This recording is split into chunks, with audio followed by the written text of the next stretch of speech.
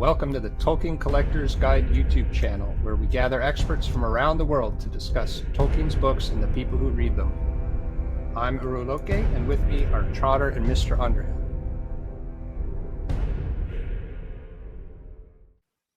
Hey, welcome everyone. It's Tolkien Collector's Guide here, and we're going to be talking about The Great Tales Never End, festschrift for Christopher Tolkien that's been published by the Bodleian Press. It is coming out on June 24th. As we're recording this, that's about 2 weeks out. But for you, you'll be seeing this about a week beforehand, and then we will have a written review of the book on the website, publishing on the 24th. This in the UK. It will be coming out on September 2nd in the United States if you are not willing to order international copies, but it is going to be available generally worldwide very soon. The press was very kind to send us review copies for us to be able to do this. We really appreciate it. It's been such a wonderful read. I've really enjoyed it myself, but first I'd like to hand it over to Andrew to get your initial take on it. Well, I actually, the only one who's actually seen the books because they both the copies are sent to me and I forwarded them on now. But they're really very impressive volumes. I think, as I said in the last video, if anyone who's got Maker and Middle-earth, you know the quality of that book, the printing, the reproduction of the images. It's fantastic, and this is exactly the same. Obviously, one of the big differences is it's a smaller book, but it's still, they're really nice illustrations. A lot of the illustrations are new in this book. They've not been published before. Some of them have, but I think they all go together very well, and it's just a fantastic resource, and there's some great essays in there and some great information about Christopher. So, quite frankly, I think I'm already going to be saying that everyone should go out and buy a copy of this. Really, it's really good, and you'll be pleased that you've got one. I think if you actually go and buy a copy. How about you, Chad? Yeah, I agree with what Andrew's saying for the most part. I just like you said, I haven't seen the book yet. I have a PDF that I have been reading through. And based on what I can tell, just like he said, if you have the Maker of Middle-earth volume, I feel like the content in this book is right on par with a lot of the content that's in the Maker of Middle-earth. The names that were solicited to put articles in here are second to none. You just have to, one just has to kind of read through the table of contents to see, and that's enough. That would be enough for me without even knowing what the title of the articles are, just to see some of the names that were given space in the book. I have read, just like y'all, I've read all the contents, and it will not disappoint. You will learn new things, regardless of how much you already know about Tolkien, regardless of how much you already know about Christopher. You will learn new things. You will see things that you have never seen before in terms of like images. And you will. It's a must-have for any Tolkien fan. Absolutely. I think we've got wonderful personal memories coming in from Priscilla and a family friend, Maxime. We have philological works in here. We've got a history of maps from Wayne and Christina. We've got his handwriting analysis by Carl Hostetter, which is frankly amazing to see an expert delve into how to analyze his handwriting. But also we get 4 new samples of Tolkien's handwriting, small documents that Carl got permission to reproduce in his article. There's information from Stuart D on the BBC show. It's just a fantastic look at the 1955 and 1956 radio dramatization that's been thought lost. We can't hear it, but we can read a lot of the script notes and the audience response, and a fantastic trove of information. I could blather on forever in here. Chad, did you have a particular one that stood out to you you want to talk about for a moment? Yeah, sure.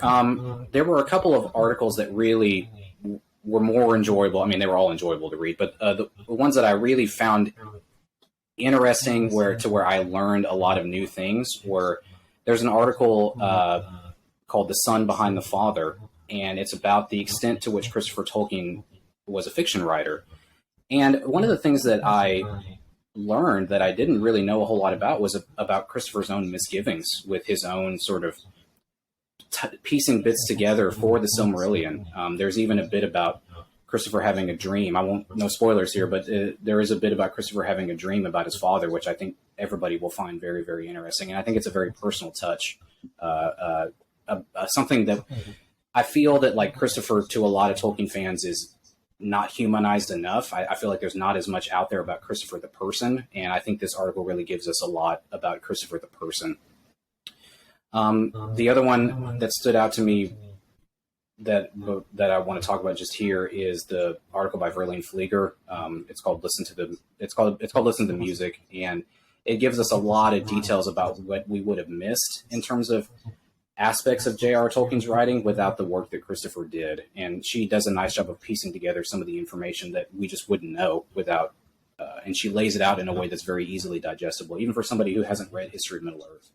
So those are some big highlights for me. Yeah, the way she, again, no spoilers, I want everyone to enjoy the book, but the connection she makes to, from the Lord of the Rings to the entire start of the Legendarium, to me was almost brought a tear to my eye. It was just fantastic to the connection she made between a couple of pieces of his writing and how it kind of closed the loop was one of my favorite moments in going through this book. Yeah, that, speaking of tears, that dream that Christopher had almost brought a tear to my eye too.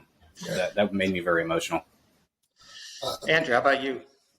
Well, I think probably the two that I like the best was Stuart Lee's one about the BBC dramatisation, just because it's just amazing that he managed to find any of this at all, really, because everyone thought it was lost.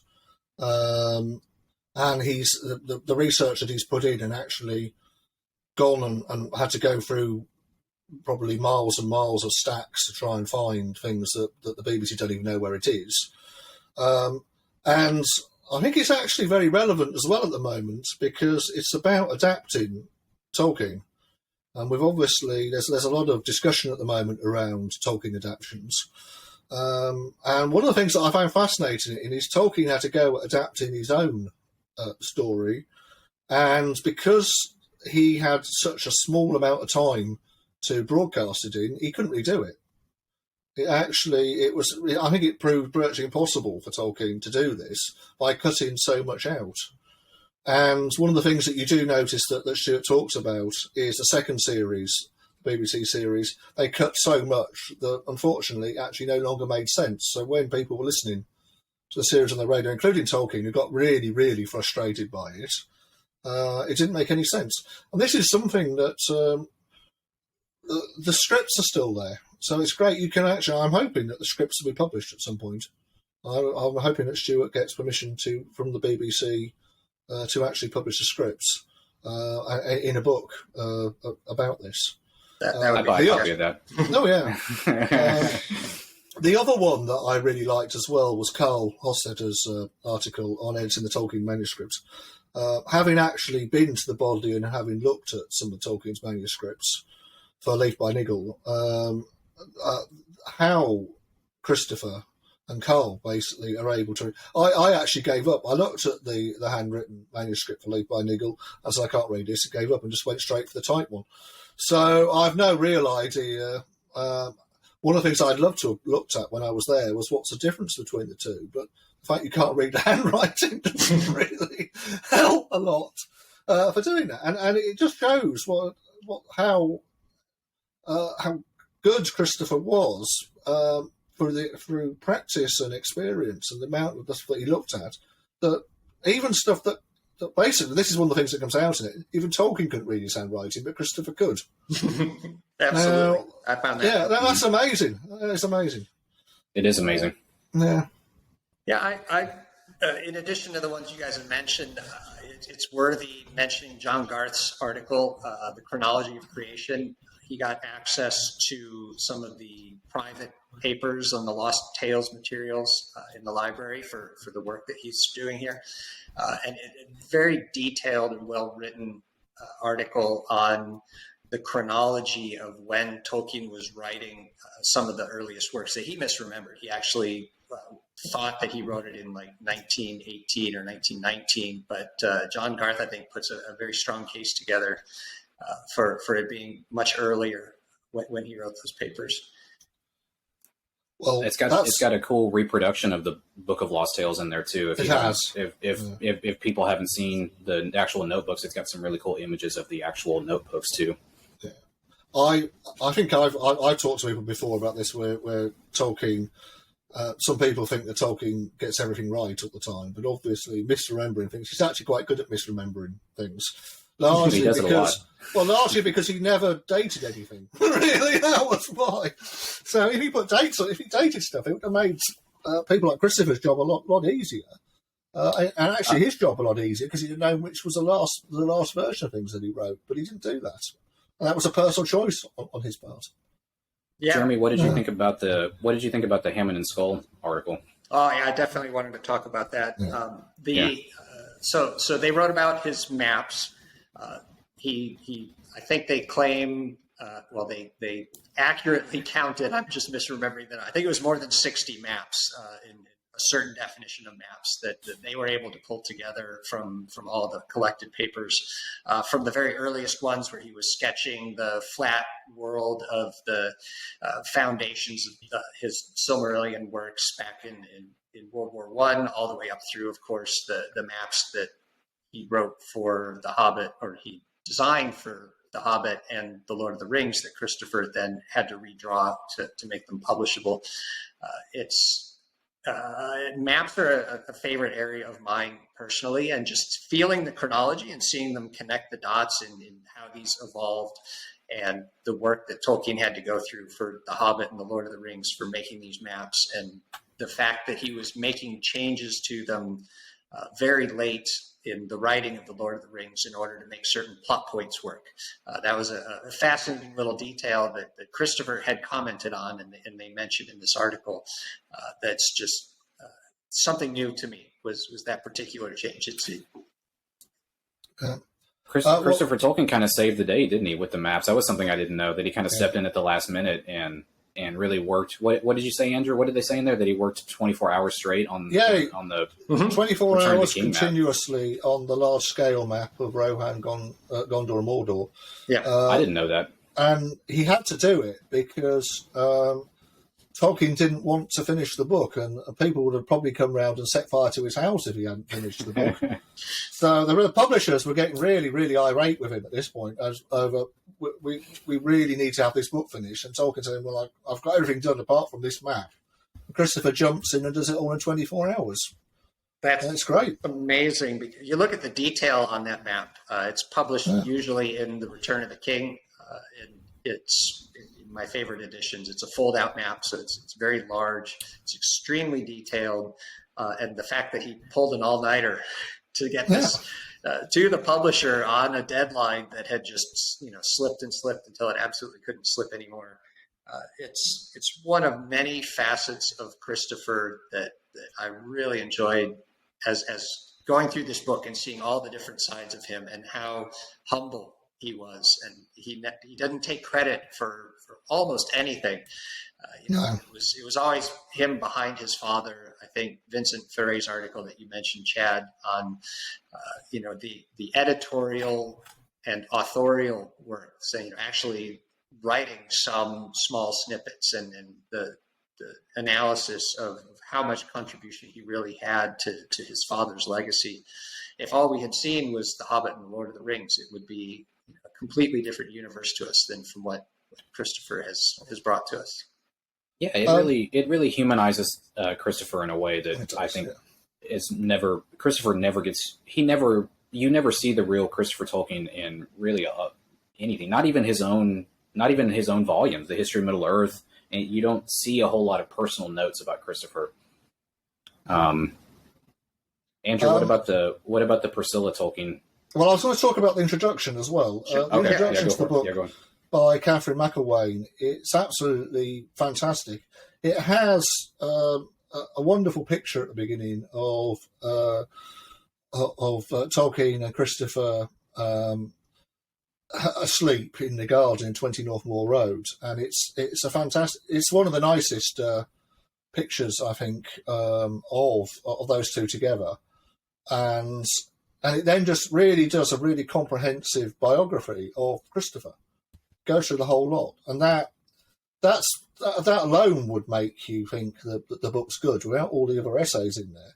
But one of the things that's in there that I really liked as well is an invite to a 21st birthday party that was published, and it says on it, it says carriages at midnight, ambulances at 2 a.m, wheelbarrows at 5 a.m, and hearses at daybreak. Now, this was in 1944 or 45. 45. So the book hadn't. Yeah, so the book hadn't been published at this point, so hardly anyone who went would have known any of the references to the wheelbarrows and ambulances. They want to know what that meant. So it's a pretty much a good in-joke to actually... Christopher would have known what it was, of course, and so would the family, but nobody else would have done. I think it's a great in-joke to put in there for... and there's actually a reproduction in the book of the invitation. And they spelled his name right as well on it, which is quite good. To me, as an overall volume, I felt literally like I learned something new every page, or I saw a new image or a new document. The book ends with a reproduction of the inscription that Tolkien wrote in the Return of the King to Christopher. So he inscribed a copy to give to his son that said, here the journey ends. I'm paraphrasing, but it's from cover to cover. I vastly enjoyed this book. I can't imagine how, before having seen this book, I really didn't feel like I knew much at all about Christopher other than his public persona of the editor of these volumes. So I really feel blessed that they pulled this volume together. I think I have to agree with that. It was definitely the only problem with the book, of course. The great shame about it was, this does get mentioned, was it was intended for Christopher to actually read, and unfortunately that didn't happen. And that is a shame, really, that he didn't get a chance to see this, because he probably might have not liked some of the stuff in there, saying how humble he was, but he was, and that's quite frankly, I think this really does do him justice. I think this book. Yeah, absolutely. Well, I mean, we may never know how different the book would have been if they had actually published it and given it to him to while read. he was still with us. He may have edited some stuff out. Absolutely. The great editorial touch of Christopher. But regardless, I think we got a fantastic book. Anything else you guys want to mention? Oh, we haven't talked about Brian Sibley yet, the Doorways or Tom in Middle Earth. Or Tom Shippey either. Or Tom Shippey. So Chad, why don't you enjoyed Brian's article, I think. So yeah, I really thought that Brian Sibley, I could have read the article that Brian Sibley put in, and it wouldn't have had to have his name on it, and I'd known it was from Brian. It was quintessential Brian Sibley. I really enjoyed his anecdotes and his thoughts on just the entire art. That part of the book, that was a great way to sort of like, it wasn't a complete wrap up to the book, but I like that they put it towards the end of the book. I think it belongs there. Yeah, absolutely. And yeah, Tom Shippey had an article titled King Sheev and the Lost Road. He picked an interesting, really less explored area of Tolkien's writings with his time travel framework that he was really struggling with. Portions of it were published in The Lost Road and Sauron Defeated in the History of Middle-earth. But Shippey, I think, had a lot of fun playing around with possible sources of inspiration for it. And trying to connect the dots on what Tolkien might have been trying to do with tying in his entire mythology together with this. So it was definitely, I think, the densest of the essays that were in the book as far as sheer amount of information and study that he had put into the article. But I think it's a worthy inclusion in this gathering of essays in honor of Christopher. To summarize and recap, we all absolutely love this book as far as I can tell. I've got nods across the board.